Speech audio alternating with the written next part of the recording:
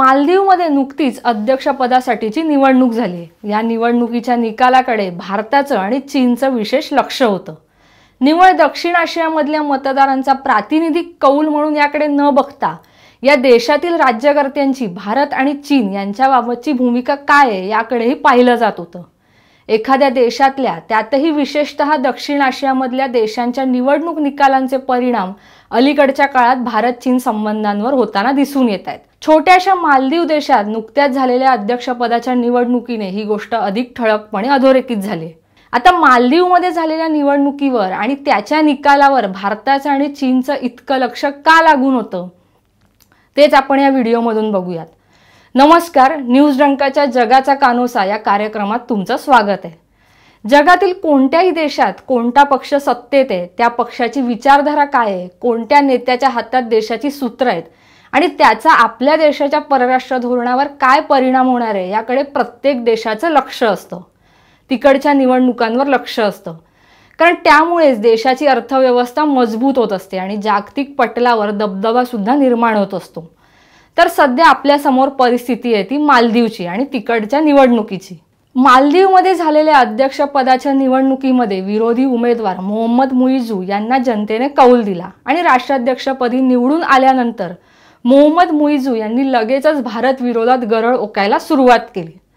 मालदीवच्या स्वातंत्र्य आणि सार्वभौमत्वाचं रक्षण करण्याचं वचन देताना मालदीवच्या बेटावरून भारतीय सैन्य मागे घ्यावं असं त्यांनी भारत सरकारला सांगितलंय।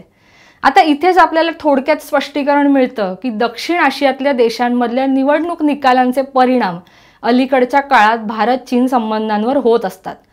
आता ते कसे, तर हे आपण अजून खोलात जाणून घेऊयात। मोहम्मद मुइझू यांच्या आधी मालदीवच्या अध्यक्षपदी होते इब्राहिम मोहम्मद सोली। सोली यांच्या कार्यकाळात भारत आणि मालदीवमधले संबंध मजबूत होते। सोली हे भारताच्या जवळचे मानले जात होते, त्यामुळे एकूणच मालदीवच्या अध्यक्षपदाच्या निवडणुकीत मुइझू यांचा हा विजय भारतासाठी मोठा धक्का मानला जातोय। भारत आणि मालदीवची मैत्री तशी जुनी आहे। भारत आणि मालदीव हे शेजारी देश आहेत, त्यांच्या सागरी सीमा लागून आहेत। 1965 मध्ये जेव्हा मालदीव ब्रिटिश राजवटीपासून स्वतंत्र झाला तेव्हापासून दोन्ही राष्ट्रांनी राजनैतिक संबंध प्रस्थापित केलेले आहेत। मालदीवच्या स्वातंत्र्याला मान्यता देणाऱ्या पहिल्या राष्ट्रांपैकी भारत हा एक होता। म्हणजे साधारण तेव्हापासूनच भारत आणि मालदीव यांनी लष्करी, आर्थिक आणि सांस्कृतिक संबंध विकसित केलेले आहेत। इंडिया फर्स्ट हे मालदीवचं धोरण आहे। मालदीवमध्ये आलेल्या त्सुनामीच्या संकट काळात भारत वेळोवेळी मालदीवच्या पाठीशी ठामपणे उभा राहिलाय। कोविडच्या काळातही भारताने मालदीवला मदतीचा हात पुढे केलेला।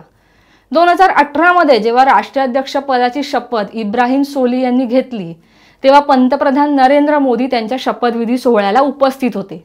मालदीवमध्ये अनेक विकास कामांना भारताचा पाठबळ आहे। शिवाय भारत सरकारने मालदीवला डॉर्नियर विमानं आणि 2 हेलिकॉप्टर भेट दिली। भारताने भेट दिलेली हेलिकॉप्टर अगदी 1 दशकाहून अधिक काळ मालदीवमध्ये, तर डॉर्नियर विमानं 2020 मध्ये भारताकडून मालदीवला देण्यात आली। तत्कालीन अध्यक्ष सोली यांनी त्यासंबंधीची विनंती भारत सरकारला केली होती। ही हेलिकॉप्टर आणि विमानं वैद्यकीय स्थलांतर, शोधकार्य, बचावकार्य, लष्करी प्रशिक्षणासाठी वापरली जातात। या विमानांची आणि हेलिकॉप्टरांची देखभाल आणि संचालन करण्यासाठीच 77 भारतीय सैनिक मालदीवमध्ये तैनात आहेत आणि हेच भारताचे सैनिक मालदीवचे नवे राष्ट्राध्यक्ष मुइझू यांच्या डोळ्यात खुपायला लागलेत।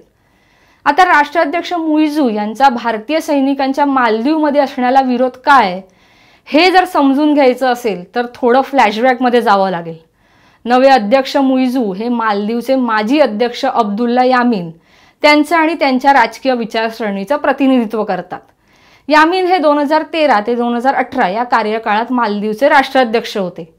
त्यांना चीन समर्थक मानलं जातं। त्यांच्या प्रशासनाच्या काळात मालदीवचे कम्युनिस्ट पार्टी ऑफ चायनाशी संबंध वाढले होते आणि याच काळात भारत आणि मालदीव यांच्यामधले संबंध ताणले गेले होते। यामीन यांनी भारताने भेट दिलेली हेलिकॉप्टर परत पाठवण्याचा आग्रह धरला होता। शिवाय भारतीयांसाठी वर्क विजावर लावलेले निर्बंध, ते चीन सोबत केलेले मुक्त व्यापार करार यासारख्या अनेक निर्णयांमुळे भारत आणि मालदीवमधला तणाव वाढला होता। चीनसाठी जणू त्यांनी रेड कार्पेटच अंथरलं होतं।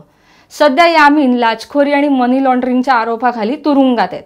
पुढे 2018 मध्ये यामीन यांचा अध्यक्षपदाच्या निवडणुकीत पराभव झाला आणि सोली अध्यक्षपदी निवडून आले। सोली यांनी ताणलेले मालदीव भारत संबंध सुधारण्यावर भर दिला. त्यालाही यामीन यांचा विरोध होता. सोली यांचा पराभव करण्यासाठी यामीन यांनी यंदाच्या अध्यक्षपदाच्या निवडणुकीत मुइझ्झू यांना रिंगणात उतरवलेलं. मुइझ्झू यांनी भारतीय सैनिकांच्या विरोधात इंडिया आउटचा नारा दिला होता. मालदीवमध्ये भारतीय सैनिकांचं तैनात असणं हे देशाच्या सार्वभौमत्वासाठी धोकादायक आहे असं त्यांचं म्हणणं आहे. आपण पहिले मालदीव समर्थक आहोत आणि मालदीवमध्ये भारतीय, चीन किंवा इतर देशांच्या लष्करी उपस्थितीला परवानगी देणार नाही अशी भूमिका त्यांनी घेतली. पण त्यांच्या या भूमिकेवर ते किती ठाम राहतील हे वेळ आल्यावरच समजेल. कारण त्यांनी यापूर्वी अनेकदा चीनी मदतीचे फायदे अधोरेखित केलेत. त्यामुळे सध्या ते भारत विरोधी बोलत असले तरी जसजसा वेळ जाईल तशी त्यांची नेमकी भूमिका स्पष्ट होईलच. पण सध्या जी चर्चा आहे की मुइझ्झू यांच्याकडे मालदीवचे राष्ट्राध्यक्षपद जाणं आणि त्याचा धक्का भारताला बसणं याचा संबंध काय आहे हे थोडंफार लक्षात आलं असेलच. पण मालदीव सारख्या छोट्या देशाच्या राजकीय बदलांचा परिणाम भारताला इतका का होतोय हे समजून घेणंही तितकंच महत्त्वाचं आहे. आता मगाशी सांगितला तो राजकीय फ्लॅशबॅक. आता बघूया भौगोलिकदृष्ट्या मालदीव भारत आणि चीनसाठी महत्त्वाचा काय. मालदीवचं भौगोलिक स्थान बघितलं तर हिंदी महासागरातल्या भारताच्या लक्षद्वीप बेटांच्या दक्षिणेला 26 बेटांवर वसलेला हा देश. हिंदी महासागरात मालदीवचं स्थान हे भारतासाठी अत्यंत महत्त्वाचं आहे. लक्षद्वीपपासून मालदीव जवळपास 700 किलोमीटर अंतरावर आहे. म्हणूनच या देशाशी अधिकाधिक चांगले संबंध ठेवणं भारतासाठी गरजेचं आहे. भारताने त्याकडे दुर्लक्ष केलं की चीनचा तिकडचा प्रभाव वाढणार आणि तिथली चीनची वाढती उपस्थिती भारताच्या दृष्टीने धोक्याची घंटा ठरणार. गेली 6 दशकं भारत आणि मालदीवचे राजनैतिक संबंध आहेत. भारताने मालदीवच्या सामाजिक, आर्थिक विकासात, देश उभारणीत आणि सागरी सुरक्षा अशा अनेक क्षेत्रात वेळोवेळी भरीव मदत केली. 1988 मध्ये तिथल्या सत्तेविरोधातील बंड मोडून काढण्यासाठी तत्कालीन पंतप्रधान राजीव गांधी यांनी भारतीय सैन्यामार्फत ऑपरेशन कॅक्टस राबवलं होतं. 2004 मध्ये त्सुनामीमुळे झालेल्या विध्वंसानंतर मदतीसाठी भारतीय जहाज सगळ्यात आधी मालदीवमध्ये पोहोचलं होतं. त्यानंतरही मालदीवमधल्या अनेक बचाव मोहिमांमध्ये भारताची महत्त्वाची भूमिका राहिली आहे. मालदीवमधल्या अनेक पायाभूत सुविधा प्रकल्पांच्या उभारणीत भारत मदत करतोय.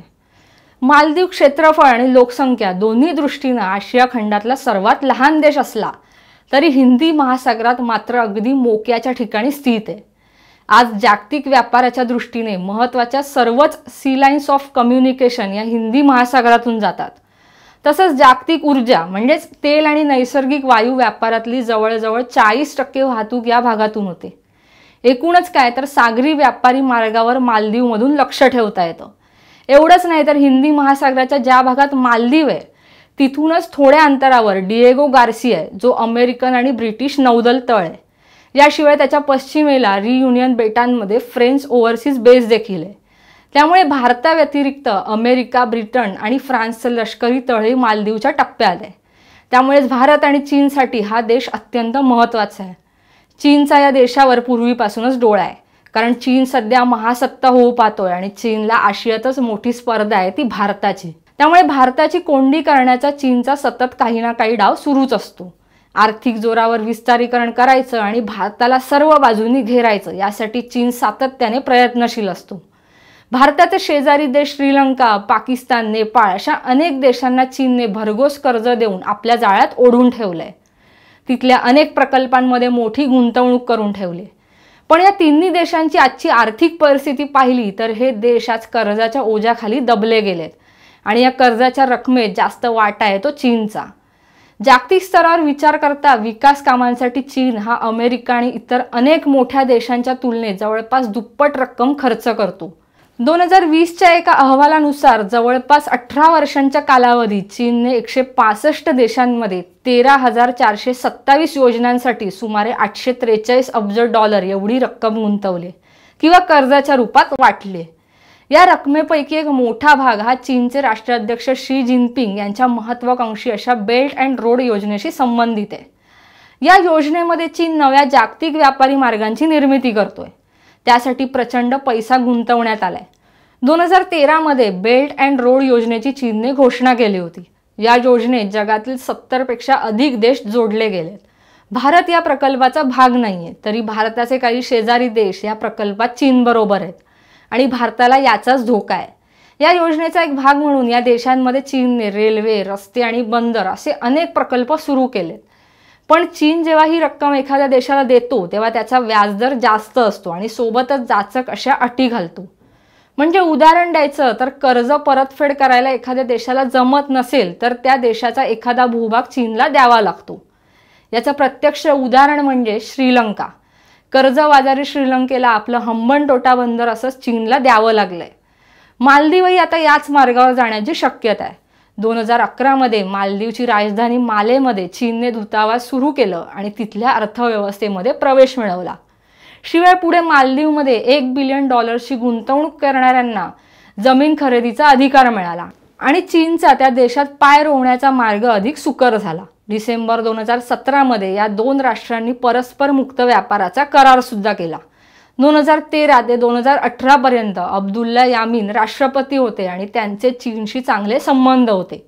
चीनच्या बेल्ट अँड रोड इनिशिएटिव्हमध्ये मालदीव महत्त्वाचा भागीदार बनला, ज्याच्या अंतर्गत चीनने माले हुलहुले बेटांना जोडणारा सुमारे 2 किलोमीटर लांबीचा चीन मालदीव मैत्री पूल तब्बल $184 मिलियन खर्च करून बांधला. या दोन राष्ट्रांदरम्यान पायाभूत सुविधा, बँकिंग, आरोग्य, आवास निर्माण तसंच संरक्षण क्षेत्रात अनेक द्विराष्ट्रीय करार केले गेले. यामुळे विविध क्षेत्रात झालेला चीनचा शिरकाव आणि भरघोस कर्जाचा बोजा आजही मालदीवच्या डोक्यावर आहे. सध्या मालदीवला मोठ्या प्रमाणावर आर्थिक आव्हानांचा सामना करावा लागतोय. 2024 आणि 2025 मध्ये मालदीवला वार्षिक $570 दशलक्ष परकीय कर्जाची परतफेड करायची. मालदीवचे विकास भागीदार आणि मुख्य कर्ज पुरवठादार असलेल्या भारत आणि चीनच्या मदतीशिवाय हे वाढतं कर्जाचं संकट कमी करणं मालदीवला आव्हानात्मक ठरू शकतं. त्यामुळेच मुइझू यांनी चीनसाठी फुलांच्या पायघड्या अंतरायला आता सुरुवात केली. पण चीनकडून भरमसाठ कर्ज घेऊन नंतर कंगाल झालेल्या पाकिस्तान, श्रीलंकेसारखी अवस्था मालदीवची होणार का, हा एक विचार करण्यासारखा प्रश्न आहे. त्याचं चित्र भविष्यात स्पष्ट होईलच. शिवाय मालदीवने चीनचा उदो करणं हे शी जिनपिंग यांच्यासाठी फायद्याचं आहे, कारण त्यामुळेच भारत मालदीवपासून दूर राहणार आहे. आपल्याला थोडे हातपाय मालदीवमध्ये पसरता येतील असा चीनचा मनसुबा असणार आहे. निवडणुकीच्या निकालावरही जिनपिंग यांनी प्रतिक्रिया देताना म्हटलं की चीन आणि मालदीवमध्ये मैत्रीपूर्ण संबंधांचा दीर्घ इतिहास आहे. मैत्री आणखी वाढवण्यासाठी आणि सहकार्य वाढवण्यासाठी मुइझू यांच्यासोबत काम करण्यासाठी ते उत्सुक आहेत. त्यामुळे सध्या तरी मालदीवमध्ये मोठी गुंतवणूक करण्याच्या हेतूने चीनच्या मनात आनंदाच्या उकळ्या फुटत असल्या तरी मुइझू यांची भविष्यातील भूमिका आणि भारताचे मालदीवशी मैत्री जपण्यासाठीचे प्रयत्न यावर आंतरराष्ट्रीय घडामोडी अवलंबून असणार आहेत. सध्या तरी या सर्व प्रश्नांची नेमकी उत्तरं येत्या काळातच स्पष्ट होतील. पण तोपर्यंत आपण इथेच थांबूयात. तुम्ही पाहत रहा न्यूज डंका. व्हिडिओ आवडला असेल तर व्हिडिओला लाईक करा, व्हिडिओ शेअर करा आणि कमेंटमध्ये तुमचं मत नक्की कळवा. धन्यवाद.